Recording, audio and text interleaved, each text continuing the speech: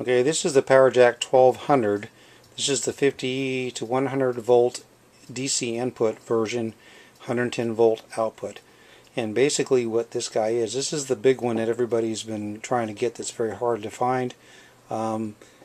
It's basically two of the 600 watt PowerJacks stuck inside of a cabinet. And you can see what they've done is they've taken the DC inputs, they're tied in parallel. They've taken the outputs, they're tied in parallel. Look down here, you got two physical connectors here, and they got a jumper between them.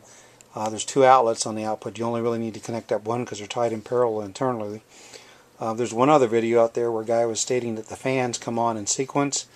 One around 400 watts, one around 800 watts. Well, based on the way this is wired, there's no way that can happen because there's one fan tied to each individual separate 600 watt inverter, and that inverter is going to control that particular fan when it gets up to the point where the temperature calls for it.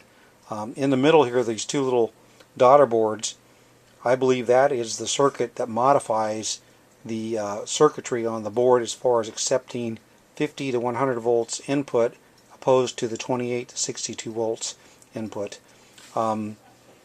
It's basically, if you want to know what a 1200 performs like, get two of the 600s and tie them in parallel, and that's what you got. One thing, it's probably why this one does as far as running cool, is there's a lot of empty airspace around the boards. There's even a, well actually, which is the top here, down in here, there's plenty of clearance in here for airflow. So that's probably why this inverter runs fairly cool, and having two fans doesn't hurt either.